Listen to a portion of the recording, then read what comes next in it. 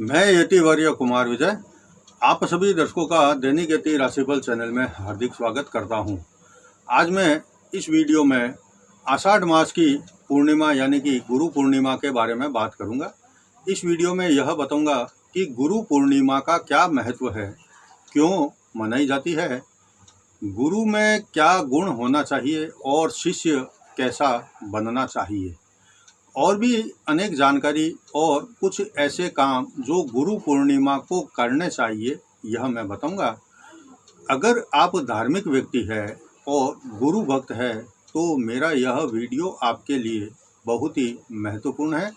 आपको शुरू से अंत तक बहुत ध्यान से यह वीडियो देखना है और अगर आप इसको सुनेंगे, समझेंगे, आपको जीवन में एक नया मार्ग, अच्छा मार्ग मिल जाएगा। तो मैं शुरू करता हूँ आज गुरु पूर्णिमा की बात। लेकिन आगे बढ़ने से पहले मैं अपने मन की कुछ बात कहना चाहता हूँ कि अगर आपने अभी तक मेरे चैनल को सब्सक्राइब नहीं किया है तो आप इसको सब्सक्राइब करें और फिर घंटी के बटन को भी दबाएं, ताकि जैसे ही मैं कोई नया वीडियो पोस्ट करूं तो आपको सूचना मिल जाए और आप सबसे पहले मेरा वीडियो देख सकें। इसके अलावा अगर आप गुरु पूर्णिमा के दिन मेरे से गुरु पूर्णिमा से संबंधित कोई संपर्क करना चाहते हैं तो मेरा नंबर आप स्क्रीन पर देख रहे हैं 9462575291। यह स्क्रीन पर भी आप देख सकते हैं। ये दिन में 11 बजे के बाद 1 बजे तक यह गुरु पूर्णिमा के दिन नंबर चालू रहेगा और आप मेरे से सीधा गुरु पूर्णिमा से संबंध में बातचीत कर सकते हैं।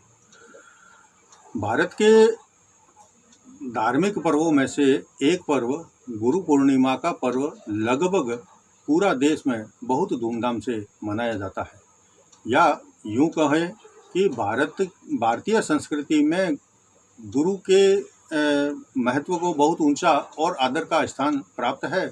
इसलिए इसके महत्व को समझने और गुरु का सम्मान करने के लिए गुरु के जितने भी शिष्य होते हैं वो सब मिलकर इस पर्व का आयोजन करते हैं। माता पिता के समान गुरु का भी बहुत आदर रहा है और वे शुरू से ही पूज्य समझे जाते रहे हैं। गुरु को ब्रह्मा विष्णु महेश के समान समझकर सम्मान करने की पद्धति पुरातन है।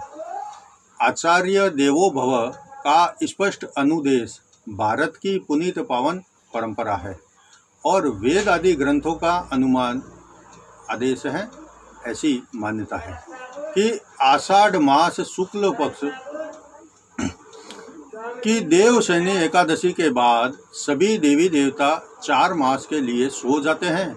इसलिए देवशयनी एकादशी के बाद पथ प्रदर्शक गुरु की शरण में जाना आवश्यक हो जाता है।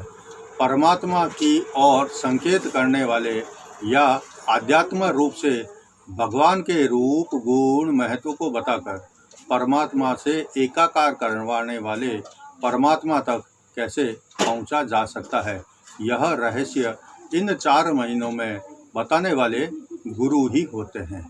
गुरु एक तरह का अज्ञानता को मिटाकर ज्ञान के पथ पर ले जाने वाले या अज्ञानी मनुष्य को परमात्मा से जोड़ने वाले बांध है, जो परमात्मा और संसार के बीच, शिष्य और भगवान के बीच सेतु का काम करते हैं। ऐसे विद्वान गुरुओं की छत्र छाया में से निकलने वाले जगत प्रसिद्ध उनके शिष्य जो आज भी पूजनीय हैं, कपिल, कणाद, गौतम स्वामी, पाणिनि आदि अपने विद्या वैभव के लिए आज भी संसार में प्रसिद्ध हैं। गुरुओं के शांत पवित्र स्थान या आश्रम में बैठकर अध्ययन करने वाले शिष्यों की बुद्धि भी निर्मल, स्पष्ट, परोपकारी, सदा गुरु भक्ति में लीन हुआ करती है। सादा जीवन, उच्च विचार गुरुजनों का मूल मंत्र होता है। तप और त्याग ही उनका पवित्र ध्येय होता है। लोक हित के लिए अपने जीवन का बलिदान कर देना और शिक्षा ही उनका जीवन आदर्श हुआ करता है। प्राचीन काल में गुरु ही शिष्य को सांसारिक और आध्यात्मिक दोनों प्रकार का ज्ञान देते थे, लेकिन आज वक्त बदल गया। आजकल विद्यार्थियों को व्यवहारिक शिक्षा देने वाले शिक्षक और लोगों को आध्यात्मिक ज्ञान देने वाले गुरु कहा जाता है। किसी भी इंसान के जीवन में शिक्षक कई हो सकते हैं, लेकिन गुरु केवल एक ही होते हैं और हर इंसान, चाहे वो पुरुष हो या महिला हो, जीवन में एक गुरु अवश्य उनको बनाना चाहिए और सदैव उनके आशीर्वाद भी ग्रहण करते रहना चाहिए। गुरु बनाने के मामले में एक भूल जीवन को नरक बना सकती है और एक समझबूझ भरा निर्णय आपको जीवन में सभी दुखों से मुक्त भी करवा सकता है। इसलिए गुरु बनाने से पहले बहुत सोच विचार करना और गुरु की जीवन शैली का और ज्ञान का अध्ययन करके ही संपूर्ण जीवन उनके कदमों में निछावर करना चाहिए। लेकिन वर्तमान काल में गुरु वही सिद्ध, साधक, सफल, श्रेष्ठ माना जाता है जिनका शानदार, बड़ा वैभवशाली, सभी सुविधाओं से युक्त आश्रम होता है, जिनके पास ज्ञान है, गुण है, संयम है, भक्ति की शक्ति है, संतोष है और सादा जीवन है। ऐसे विद्वान गुरु को किसी भी तरह की भौतिक सुख सुविधाओं की आवश्यकता नहीं, उनके तो ज्ञान में ही वैभवता होती है, प्रकाश फैलता है। ऐसे उस महाज्ञानी गुरु को ही अपना गुरु मानना चाहिए और भले ही गुरु की सीख और शिक्षा कठिनाइयों से भरी और कड़वी हो, लेकिन उसको भी अमृत समझकर ग्रहण करना चाहिए, क्योंकि यही सीख और उपदेश या उपदेश के माध्यम से दी गई शिक्षा जीवन में हर समय रक्षण करने वाली और आध्यात्मिक स्तर को ऊंचाई तक ले जाने वाली होती है। विलासिता में लिप्त गुरु को अपना गुरु समझने की और शिक्षा लेने की गलती जीवन को अंधकार में धकेल सकती है। यह समझ शिष्यों के अपने धर्म और अपना श्रेष्ठ गुरु चुनने के लिए धोखा खाने जैसी भूल या अज्ञानता वश भ्रमित होकर सांसारिक भंवर जाल में और गहराई में फंसकर भगवान और भक्ति की शक्ति को पाने की अपनी मूल जो भावना है और श्रद्धा है, उसको खो देने जैसा होता है। अगर शिष्य ये चाहे कि गुरु उसके मन के अनुसार या उसको खुश करने जैसी बातें करें और कहें, यह शिष्य की नासमझी है। गुरु कभी भी किसी को खुश करने के लिए बात या शिक्षा नहीं देता, बल्कि वो तो सांसारिक रूप से जो व्यवहारिक और सत्य होता है वही कहते हैं। शिष्य को भी उनके शब्दों का अनुसरण करके वास्तविक ज्ञान ग्रहण करना चाहिए। ऐसा कभी नहीं करना चाहिए कि गुरु की बात पर शंका करे और अपनी सोच समझ के अनुसार गुरु की बात को खुद ही नासमझी से विश्लेषण करें और खुद ही अपनी इच्छा और सुविधा के अनुसार उस बात का मतलब निकालें। शिष्य को कभी यह नहीं सोचना चाहिए कि गुरु ने जो शिक्षा दी है वह उनके जीवन में कभी किसी काम आने वाली नहीं है। ऐसे विचार करने का अर्थ है कि गुरु की शिक्षा पर विश्वास नहीं है और आपको ऐसा लगता है कि आप कुछ और सीखने आए थे, लेकिन गुरु तो यहाँ कुछ और ही शिक्षा दे रहे हैं। नहीं, ऐसा सोचना गलत है। गुरु की हर बात बहुत गहरी और किसी न किसी रहस्य से भरी होती है, जिसका अर्थ कभी कभी उसी समय में समझ नहीं आता, लेकिन किसी खास बात पर वो सीख समझ आती है तो मन में गुरु के प्रति श्रद्धा से भर जाता है कि गुरु ने कभी ऐसा कहा था, लेकिन उस समय समझना नहीं था, लेकिन अब पता चला कि गुरु को यह पहले ही पता था कि ऐसा भी होता है और ऐसा ही होगा, इसलिए ये शिक्षा दी उस समय। और आज उस समय समझ नहीं आने वाली शिक्षा एक ही क्षण में समझ आ गई। गुरु का हमेशा बहुत ही आदर करना चाहिए, दिल में सम्मान करना चाहिए, दिल से सम्मान करना चाहिए। जो लोग अपने गुरु का सम्मान करते हैं वो जीवन में कभी भी पिछड़ते नहीं और कभी किसी से हार नहीं सकते हैं, बल्कि जीवन के सफ़र में आगे बढ़ने में आ रही बाधाएं अपने आप दूर हो जाती है। बस ज़रूरत है कि या तो किसी को गुरु बनाओ मत, और अगर बनाते हो तो उनकी हर बात को आदेश मानकर स्वीकार करें। गुरु की बात की अनदेखी करने वाले कभी सफल जीवन नहीं जी सकते, और जो लोग गुरु की बातों का या गुरु का विरोध करते हैं या गुरु को दुख या तकलीफ देते हैं, तो ये साक्षात भगवान ब्रह्मा विष्णु महेश का विरोध और अपमान करना जैसा होता है। इसलिए गुरु की हमेशा आज्ञा का पालन करना चाहिए, और गुरु का सम्मान करना ही ब्रह्मा विष्णु महेश का सम्मान करना और पूजन करने जैसा फल प्रदान करने वाला फल देता है।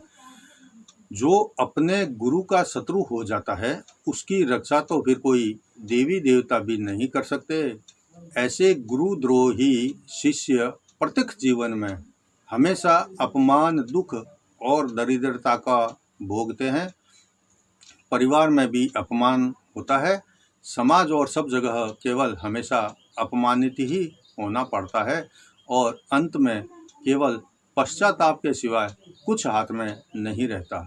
एक सत्य बात तो यह है कि किसी के जीवन में सच्चे गुरु बहुत कम समय के लिए ही आते हैं, और वो अपनी शिक्षा के माध्यम से शिष्य को ज्ञान का दान देकर दुनिया में कहीं खो जाते हैं।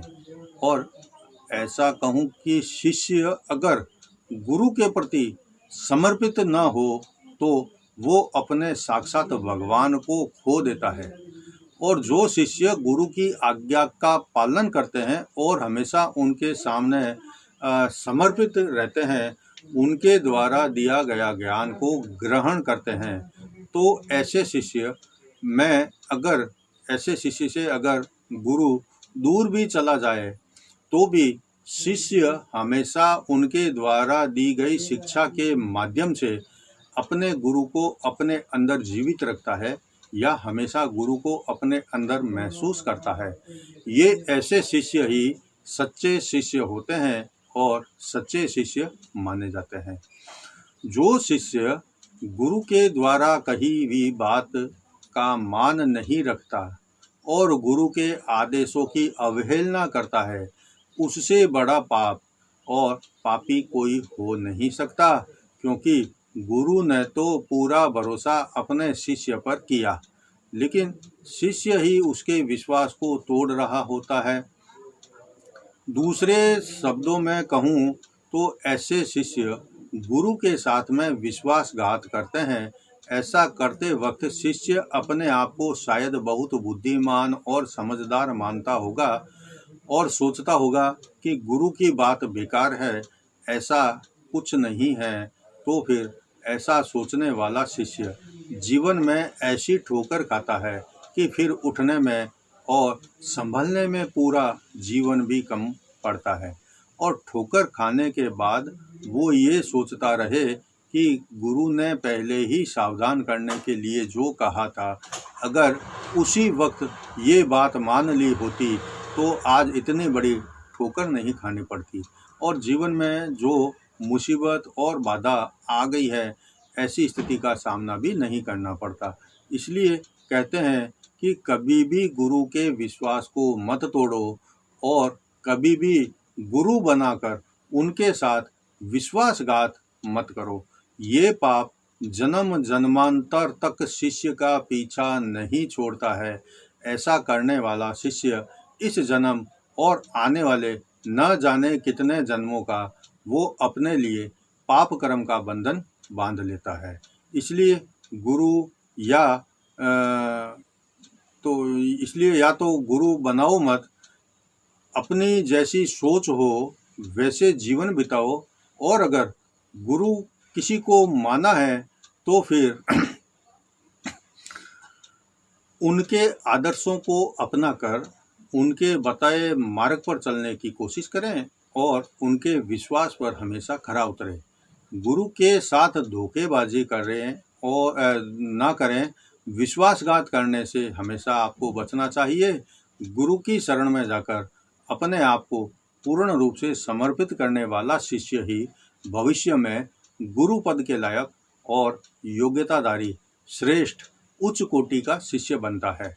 ऐसे कई उदाहरण हमारे इतिहास में दर्ज है और आज लाखों साल बाद भी ऐसे शिष्यों को हमेशा श्रद्धा से याद करके पूजन किया जाता है, जिसका उल्लेख मैंने इस वीडियो के शुरुआत में किया था। और जैसे जो इतिहास में दर्ज हैं अच्छे शिष्य, योग्य शिष्य या श्रेष्ठ शिष्य, उनको आज भी हम इस दिन याद करते हैं, हमेशा याद करते रहते हैं और मन ही मन में उनको भी प्रणाम करते हैं और उनको सच्चा गुरु भक्त मानते हैं। हमारे धर्म ग्रंथों में गुरु शब्द की जो व्याख्या करते हुए लिखा गया है कि जो शिष्य के कानों में ज्ञान रूपी अमृत का सिंचन करे और धर्म का रहस्योद्घाटन करे, वही गुरु है। यह जरूरी नहीं है कि हम किसी व्यक्ति को ही अपना गुरु बनाएं। योग दर्शन नामक पुस्तक में भगवान श्री कृष्ण को जगत गुरु कहा गया है, क्योंकि महाभारत के युद्ध के दौरान उन्होंने अर्जुन को कर्म योग का उपदेश दिया था।